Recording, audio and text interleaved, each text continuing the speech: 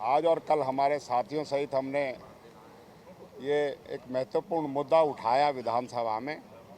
हरियाणा में कानून व्यवस्था नाम की कोई चीज़ नहीं है और जिस तरीके से चौधरी इलियास और भाई मामन ने आपको बड़े विस्तार से सारी चीज़ें बताई, हमारी यही मांग है कि हरियाणा में कानून से जो है ये शासन चलेगा, ना कि किसी की जो है गुंडागर्दी, किसी की चाहे वो गौरक्षक के भेष में हो चाहे बजरंग दल के भेष में हो, उसकी गुंडागर्दी जो है वो आप सबके सामने पूरी तरह अब आ चुकी है। हमारे सामने तो आ रही थी और 3 साल 4 साल से पिछलों से इन्होंने सारी हदें पार कर रखी हैं और हम यही मांग करते हैं कि सारे मुकदमों की और जो सारे उठाई हैं उसकी जुडिशियल इंक्वायरी कराई जाए, क्योंकि सरकार की संलिप्तता और सरकार का संरक्षण प्रतीत होता है कि पूरी तरीके से ऐसे लोगों के साथ जो समाज को विभाजन और समाज को बांटने का काम कर रहे हैं और समाज का उनसे कुछ नहीं लेना, उन्हें समाज से, उन्हें अपना धंधा है, ये उनकी अपनी एक जो ये रोजी रोटी बना रखी है जिसको ये अंजाम देते हैं, उसमें सरकार इसको अपने राजनीतिक फ़ायदे के लिए जो इस्तेमाल करती है, ऐसा लगता है कि पूरा संरक्षण इनके साथ है। हरकत की तो लेडीज़ों ने गांव में फ़ोन किया कि ये कुछ आदमी हैं, इन पर हथियार हैं और ये हमें ज़बरदस्ती टॉर्चर कर रहे हैं। तो वहाँ से गांव वाले गए भाग करके, तो हाथापाई हुई, झगड़ा भी हुआ, उन्होंने गोली भी चलाई, दोनों तरफ मारपीट हुई। तो उसके बाद हम तीनों विधायक फिर एसपी मेवात से मिले, मुझे ये ऐसा क्यों हो रहा है, आप ने कैसे इनको पावर दे रखी है, कैसे ये मेवात में जा रहे हैं, कैसे गुंडागर्दी कर रहे हैं। उसके पश्चात एसपी ने उनके ऊपर तो एफ लॉज नहीं की, हमारे जो वहाँ के लोकल लोग थे उन पर 307, 379 भी ऐसी संगीन धाराएं लगाई जिनमें जमानत भी नहीं होती। उसके बाद 6-7 आदमियों को उन्होंने जेल भेजने का काम किया। चलिए ठीक है। उसके पश्चात अभी कुछ दिन पहले फिर एक गांव है रसगन, उसमें इस टीम यही है, रिंकू सैनी है और क्या नाम है अपना, एक श्रीकांत है और एक इनका एक अनिल है प्रजापत, इनका सरगर्म एक ही हेड है मोनू माने सर, जो आप फेसबुक चलाते हो, मीडिया पे देखते हो, किस तरह से हथियारों की नुमाइश लगाता है और दिखाता डराता। कहीं अमित शाह के साथ फ़ोटो हैं, कहीं उसका बाबा रामदेव के साथ फ़ोटो है, कहीं अरुण जेटली के साथ फ़ोटो हैं, कहीं मतलब बड़े बड़े नेताओं के साथ फ़ोटो उनको वायरल करता रहता है। इनका पेट नहीं भरा।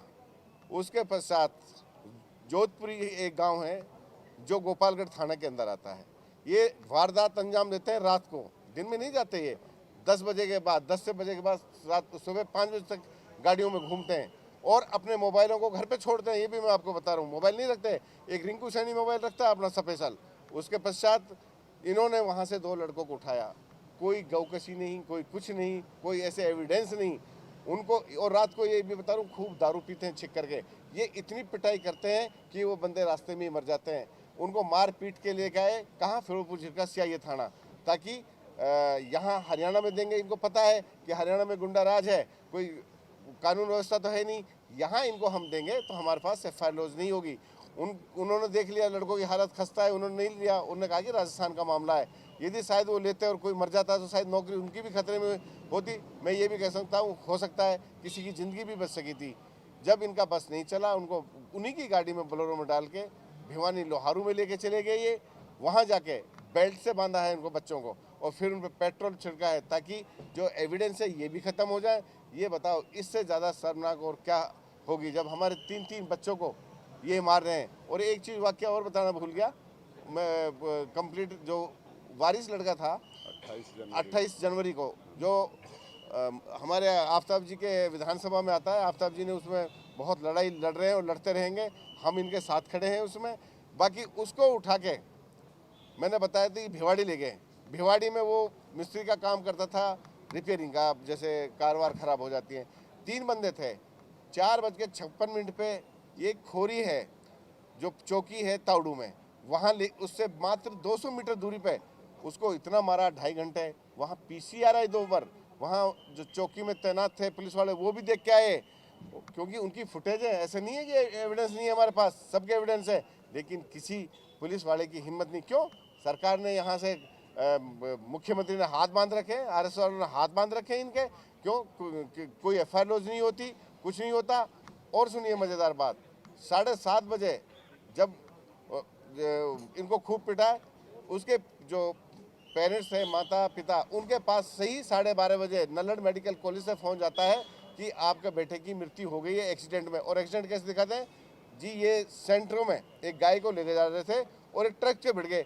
हमारे में वीडियो मौजूद है, मैंने सबको भेजी भी है।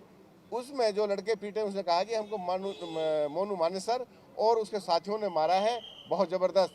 लड़के इनकी कस्टडी में है, लड़का इनने मारा है। और ये जब पुलिस के पास गए आफ्ताब जी, तो एफआईआर लॉन्च करने से मना कर दिया। जो आज डिप्टी चीफ मिनिस्टर ने एश्योरेंस दी है on the house floor of the house कि हम इसकी एसआईटी से जांच करेंगे, लेकिन मुझे उम्मीद नहीं है। जब एफआईआर लॉन्च नहीं होने देते, सरेआम उनको लाइसेंस दे रखे थे बड़े बड़े हथियारों को, तो किससे उम्मीद रखें। मैं सरकार से मांग करता हूँ, जो वारिस के हत्यारे हैं और जो जुनैद और नासिर के हत्यारे हैं, इनको कड़ी से कड़ी सजा दी जाए। और जो एक गौ के नाम पे गुंडागर्दी मेवात में कर रहे हैं, इसको बंद किया जाए। मेवात के जो भाईचारे को इन्हें खराब कर रखा है, उसको हम खराब नहीं होने देंगे। और ये भी बता रहा हूँ, ये केसों को कहाँ तक छुपाएंगे। सरकार हमारी आएगी, फिर फाइल खोलेंगे और फिर चाहे अफसर हो चाहे गौरक्षक हो, फिर इनको बिहाइंड द बार जेल भेजेंगे। तीनों हम मेवात से संबंध रखते हैं। सबने जो है वो अपने हिसाब से बाइट आप सबको दी है। दोपहर में विधानसभा में भी हम बोले थे। मेरा कहना इस बारे में ये है, ये गौ रक्षक जो है, गौ रक्षकों के नाम पे ये जितने बड़े बड़े हादसे कर रहे हैं, मैं आप लोगों से कहना भी चाहता हूँ और पूछना भी चाहता हूँ। इन्होंने 4-5 हादसे 4-5 महीने में किए, चाहे वो घाटमी का गांव राजस्थान का हो, चाहे वो हमारे हरियाणा प्रदेश से एक रवा गांव है फिरोजपुर झिरका तहसील में, थाना फिरोजपुर झिरके में। इसी तरह एक शेखपुर गांव है, वहाँ भी इन्होंने ऐसे ही हादसा किया था, और वो भी फिरोजपुर झिरका थाने का गांव है। एक इसी तरीके से अभी जो विधायक जी बता रहे थे, डिस्ट्रिक्ट नूह में एक सतपुतिया का गांव है, वहाँ भी इन्होंने इस तरह जो है हुसैनपुर गांव का जो है सतपुतिया हुसैनपुर गांव, वहाँ भी इन्होंने इस मर्डर करने का काम किया है। मैं आप लोगों से ये पूछना चाहता हूँ कि जहाँ भी इन्होंने इस तरह के हादसे किए हैं, अगर ये वाकई गऊ कसी के गऊ हत्या के बारे में ये सचेत थे या नहीं होने दे रहे थे, क्या वहाँ कोई गऊ इनको गऊ की हत्या कोई मिली वहाँ 4-5 जगह? भाई जब वहाँ गऊओं की हत्या हो ही नहीं रही थी, तो फिर इनके जो ये इस तरह के जो हादसे पैदा करते हैं, ये इतनी शर्मनाक घटना करते हैं, तो आप खुद अंदाज़ा लगाइए इनका असल मकसद क्या है। साथियों, सही बात ये है, मेवात का जो हमारा खित्ता है, ये मेजॉरिटी ऑफ दी मुस्लिम है, और वहाँ सिर्फ ये पार्टी के हिसाब से राजनीतिक तौर पे वहाँ जो है समाज के अंदर ये नफरत पैदा करना चाहते हैं, आपस में समाज को बांटना चाहते हैं, अलग करना चाहते हैं। और चाहे हरियाणा प्रदेश की सरकार हो या उनके और प्रशासन के लोग हो, ये इसका नाजायज़ फ़ायदा जो है वो हम ये मान के चलते हैं, क्योंकि इलेक्शन अब नज़दीक आने वाले हैं, ये सिर्फ वोट अर्जित करना चाहते हैं। इनका मकसद गऊ से कोई नहीं है। मैं ये अपने तौर पे ये मानता हूँ, गऊ रक्षक जो सही मायने में होगा वो मानव भक्षक नहीं हो सकता। इन्होंने 4-5 आदमियों की जान ले ली है, तो क्या इनको हम गऊ रक्षक कहेंगे? इसलिए हमारी आज हमने विधानसभा में हम तीनों साथियों ने मांग रखी है, विधायक जी ने कल रखी थी, जो भी इसमें जितने मुलजिम हैं, और मुझे अभी ये पता लगा है कि मोनू मानेसर को जो है इसमें से प्रशासन ने या कोर्ट ने के लिस्ट में नहीं कैसे कहा, लेकिन मोनू मानेसर को इन्होंने 8 आरोपियों को रखा है और मोनू मानेसर को जो है वो केस में से निकाल दिया गया है। तो इससे ज़्यादा नाइंसाफ़ी और क्या हो सकती है, जबकि मोनू तो इनका हेड है, हमेशा हर केस में रहा है। और मैं नहीं कह रहा इस बात को, राजस्थान पुलिस ने जब रेड डाली थी, जब छापा डाला था हरियाणा में, और वो फिरोजपुर झिरके का रहने वाला है रिंकू सैनी, उसको जब पुलिस ले गई थी तो ये खुद रिंकू सैनी ने ये कबूला था कि हम जब भी हमने जितने काम किए हैं हमने मोनू की सदारत में किए हैं, और मोनू हमारा हेड है, इसमें भी मोनू शामिल था। तो इसलिए मैं हरियाणा सरकार से भी ये मांग करता हूँ, निवेदन करता हूँ कि जल्द से जल्द जो है वो इन गुनहगारों को अरेस्ट किया जाए और इनको ज़्यादा से ज़्यादा सज़ा दिलाई जाए। हमसे जुड़े रहने के लिए हमारे YouTube चैनल को सब्सक्राइब करें और नई वीडियो की नोटिफिकेशन के लिए बेल आइकॉन को दबाएं। अगर आप ये वीडियो Facebook पर देख रहे हैं तो लाइक जरूर करें और ज्यादा से ज्यादा शेयर करें। धन्यवाद।